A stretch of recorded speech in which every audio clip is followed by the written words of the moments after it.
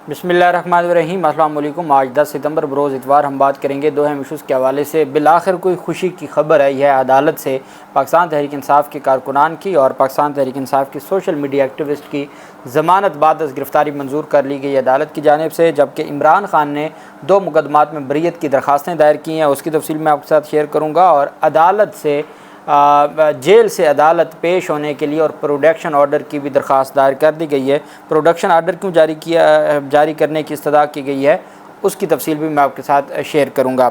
सबसे पहले तो मैं आपको बताऊंगा कि human rights commission of Pakistan, उसकी एक रिपोर्ट सामने आई है और ये सिंध के हवाले से है, सिंध सरकार के हवाले से है। कल बिलावल जरदारी कह रहे थे कि हमें मज़ीद मौका मिला तो हम सिंध के लोगों की खिदमत करेंगे। अब सिंध के लोगों की खिदमत कैसे हो रही है, ये रिपोर्ट है। पाकिस्तान कमीशन बराए इंसानी हकूक़ ने शुमाली सिंध में घोस्ट सरकारी स्कूल्स और डॉक्टरों और तिबी अमले से महरूम सरकारी मराकज़ सेहत से मुतल्लिक़ ज़मीनी हक़ाइक़ पर मबनी फैक्ट फाइंडिंग रिपोर्ट हुकूमत सिंध के दावों की जो है वो पोल खोलने के लिए पेश की है। रिपोर्ट में बिलखुसूस कंद कोट में सरकारी स्कूलों और मराकज़ सेहत से मुतल्लिक़ तशवीश का इजहार किया गया है।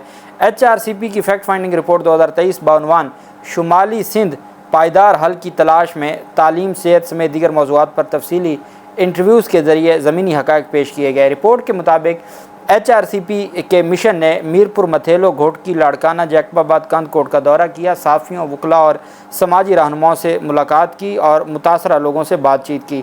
रिपोर्ट के मुताबिक शुमाली सिंध में प्राइमरी स्कूलों की तादाद सानवी स्कूलों से कहीं ज़्यादा कम है, जबकि कबायली तनाज़ात की वजह से देहातों के बेशतर स्कूल बंद रहते हैं और जो मौजूद हैं वो इंतहाई खस्ता हालत में हैं, जहाँ मुनासिब पानी, बिजली, बैतुल खिला या बैठने की सहूलत तक का फुकदान है, जबकि असातिज़ा की गैर हाज़िरी एक आम मसला है। रिपोर्ट में सिंध बिलखसूस कंद कोट में सैकड़ों घोस्ट स्कूलों का सरकारी स्कूल का जिक्र किया गया। सैकड़ों घोस्ट एक ज़िले में स्कूल हैं जो जाली हैं, जो बेसिकली एग्जिस्ट ही नहीं करते। ये पहले भी एक रिपोर्ट आई थी कि हज़ारों घोस्ट टीचर्स को हर महीने तनख्वाहें जाती हैं वज़ारत ख़जाना सिंध की जानिब से, और वो फिर जाली अकाउंट्स के ज़रिए वही जो धंधा है माफिया का और बड़े घर का, वो वहाँ पहुँच जाती हैं। अब ये रिपोर्ट में कहा गया कि मकामी लोगों के हवाले से बताया कि मुतअद्दिद गैर फ़ाल स्कूलों की इमारतों पर मकामी जागीरदारों का कब्ज़ा है। सरकारी स्कूलों की इमारतों पर मकामी जागीरदारों ने या अपनी भैंसें बांधी हुई हैं या वो अपने डेरे बना के बैठे हैं।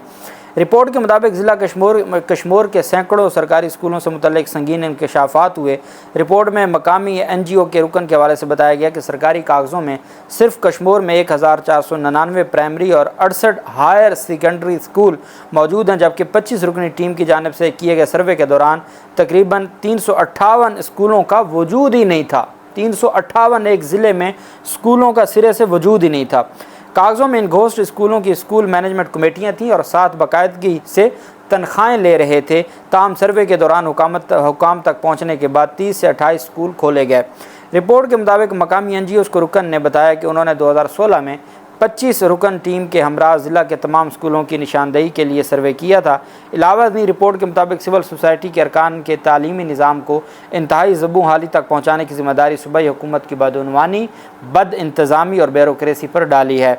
रिपोर्ट के मुताबिक सेहत की मुनासिब सहूलियात की कमी पर तशवीश का इज़हार किया गया। कंद कोट में पीपल्स पार्टी हेल्थ जो इनिशिएटिव के मुतअद्दिद मराकज़, कम अज़ कम एक छोटा अस्पताल यूनिट मौजूद है जिसमें अमला ना होने के बराबर है, और जो वसाइल की कमी की वजह से डॉक्टर वहाँ मौजूद ही नहीं है।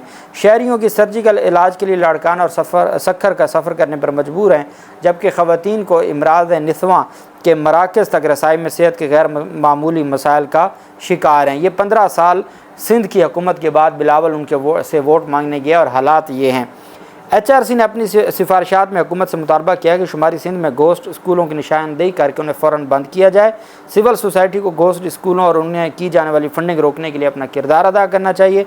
पाकिस्तान कमीशन बराए इंसानी हकूक़ ने हुकूमत सिंध पर जोर दिया कि शुमाली सिंध के हर ज़िला में गायनाकोलॉजिकल सेंटर और चाइल्ड केयर सेंटर्स कायम किए जाएँ, जबकि 2013 के reproductive and health care rights act को भी नाफिज किया जाए। ये कारकर्दगी है बिलावल की, और यहाँ ये इतनी बड़ी अंधेर नगरी है, कोई इनसे पूछने वाला नहीं है कि आप इतनी बड़ी जो अंधेर नगरी मचा के बैठे हैं तो क्या آپ کو کوئی خوف خدا ہے یا نہیں ہے، یا آپ کے اندر کوئی شرم اور حیا ہے یا نہیں ہے، اتنے بڑے پیمانے پر فراڈ ہو رہا ہے اور کوئی پوچھنے والا نہیں ہے۔ پاکستان تحریک انصاف کے چیئرمین عمران خان نے لانگ مارچ سے متعلق 2 مقدمات میں، لانگ مارچ توڑ پھوڑ سے متعلق 2 مقدمات درج ہوئے تھے عمران خان کے خلاف، جس پر عبوری ضمانتیں کنفرم ہوئیں، عبوری ضمانتیں منظور ہوئیں، اس کے بعد چالان جمع ہوا، چالان جمع ہونے کے بعد ٹرائل شروع ہو گیا۔ اب جانتے ہیں کہ جب بھی ٹرائل ہوتا ہے تو ملزم کو، اگر ملزم جیل میں ہے کسی بھی مقدمہ میں، تو اس کو ہر صورت عدالت میں پیش کیا جاتا ہے۔ ملزم کی غیر موجودگی میں ٹرائل کا کوئی کنسیپٹ نہیں ہے۔ جیسا آپ نے دیکھا توشہ خانہ کیس میں بڑی مشکل سے حاضری معافی ہوتی تھی، اور حاضری معافی نہیں ہوتی تھی تو وارنٹ گرفتاری جاری ہوتے تھے، اور وارنٹ کی تعمیل کے لیے سینکڑوں پولیس والے اور پھر دوسرے اداروں کے لوگ آتے تھے۔ تو وہ ٹرائل تھا، ٹرائل میں ہر صورت، اور جو جیل میں ہوتا ہے تو اس کو ہر صورت عدالت میں پیش کیا جاتا ہے۔ جیسے شہباز شریف، حمزہ شہباز وغیرہ کے خلاف ٹرائل چلتا رہا، وہ ہر تاریخ پر عدالت میں آتے تھے، وہ VIP پروٹوکول کے ساتھ آتے تھے اور بالکل فریش ہو کے، اور وہ کمرہ عدالت میں بیٹھ کر کھانے بھی کھاتے تھے اور اپنے فیملی سے فون پر رابطے بھی کرتے تھے، گپ شپ ہوتی تھی، اور 4 بجے وہ واپس چلے جاتے تھے۔ عمران خان کا چہرہ بھی یہ قوم کو نہیں دکھانا چاہتے، اور اس خوف کی وجہ سے عمران خان کو عدالتوں میں پیش نہیں کیا جاتا۔ انتظار پنجوتا اور نعیم پنجوتا ایڈوکیٹ نے ڈسٹرکٹ اینڈ سیشن عدالت میں عمران خان اور دیگر کے خلاف جو لانگ مارچ توڑ پھوڑ پر درج 2 مقدمات تھے، اس میں بریت کی درخواستیں جمع کروائی ہیں۔ سول جج احتشام عالم، جو مجسٹریٹ تھے، احتشام عالم کے روبرو عمران خان کی بریت اور انہیں عدالت میں پیش کرنے کی درخواستیں دائر کی گئیں۔ اس موقع پر سپرنٹینڈنٹ نے عدالت میں کہا کہ دستاویزات ثبوت عمران خان کی موجودگی میں فراہم کیے جائیں۔ چیئرمین PTI کی غیر موجودگی میں فیئر ٹرائل آگے بڑھ سکتا۔ پاکستان تحریک انصاف کے وکلاء نے کہا کہ ہمیشہ جب بھی چالان جمع ہوتا ہے تو چالان جمع ہونے کے بعد ڈاکومنٹس کی، دستاویزات کی کاپیاں ملزم کو دی جاتی ہیں، تو وکلاء نے کہا کہ وہ ملزم کی موجودگی میں دی جائیں، وکلاء کو نہ دی جائیں، اور آپ ان کو عدالت میں طلب کریں، وہ ریاست کی کسٹڈی میں ہیں، اور عدالت میں طلب کر کے تو ان کو آپ دیں، ان کے ڈاکومنٹس ہیں، اور پھر جو فرد جرم کی کارروائی آپ نے جو کرنی ہے آپ کریں، لیکن ہماری بریت کی درخواستیں بھی سنیں۔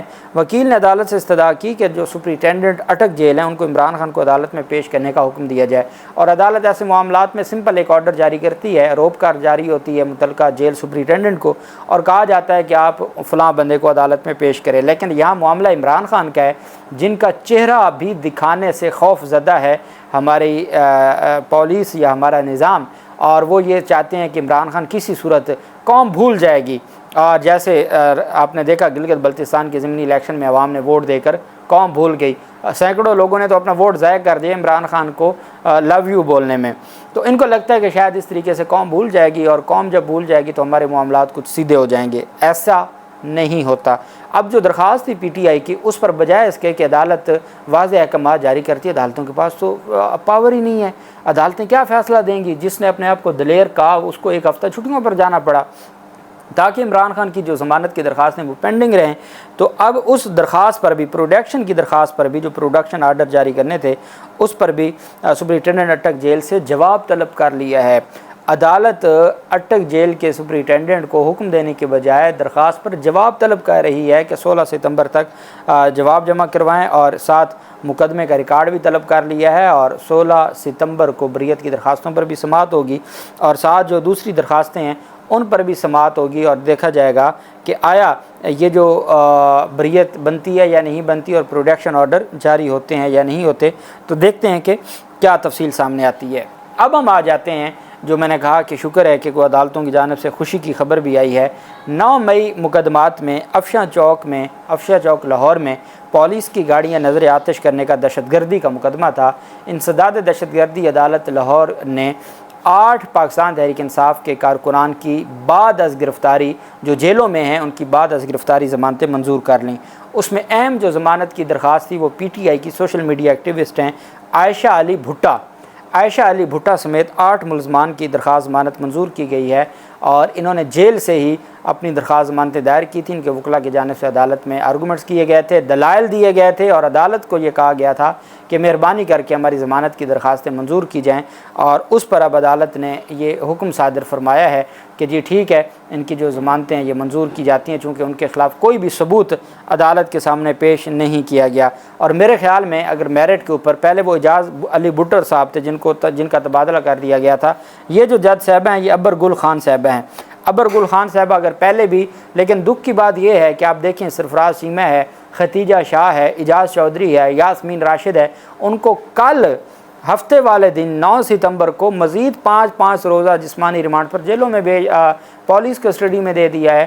تو وہاں تکلیف ہوتی ہے کہ 5 ماہ کے بعد ضمانت تو دور کی بات ہے، معاملات تو ابھی ضمانت اس میں کھڑے ہیں، آپ کی جو جسمانی ریمانڈ پہ جسمانی ریمانڈ ہی نہیں ختم ہو رہا، باقی کیا کارروائی ہونی ہے۔ عدالت نے پاکستان تحریک انصاف کے جو کارکنان تھے ان کی ضمانتوں پر فیصلہ سناتے ہوئے 1 لاکھ روپے کے ضمانتیں مچلقے جمع کروانے کا حکم دیا۔ انسداد دہشت گردی عدالت کی جج ابر گل خان صاحبہ نے یہ فیصلہ سنایا۔ ملزمان نے جیل سے ضمانت کی درخواستیں دائر کی تھی۔ ملزمان کے خلاف تھانہ سرور روڈ میں مقدمہ درج تھا۔ اسی طرح کے جو مقدمات ہیں وہ پاکستان تحریک انصاف کی قیادت کے خلاف بھی ہیں، تھانہ سرور روڈ کے سارے مقدمات ہیں، اور اس میں یہ ضمانت کی۔ اور میں یہ سمجھتا ہوں کہ چلیں شروعات ہو گئی۔ لاہور میں 9 مئی کے واقعات میں بعد از گرفتاری ضمانت کا یہ پہلا کیس تھا۔ 9 مئی کے جو واقعات تھے اس میں مختلف مقدمات تھے، عبوری ضمانتیں کچھ کارکنان کی منظور ہوئی ہیں، کچھ قصور کے تھے، کچھ مختلف جگہوں کے ان کی منظور ہوئی ہیں، لیکن بعد از گرفتاری 9 مئی کے مقدمات میں یہ پہلی درخواست ضمانتیں تھیں جن کو منظور کیا گیا ہے۔ اور آپ دیکھتے ہیں کہ یہ سلسلہ آگے جاری رہے گا۔ اللہ پاک پاکستان کا حامی و ناصر ہو۔ بہت شکریہ۔ اللہ حافظ۔ پاکستان زندہ باد۔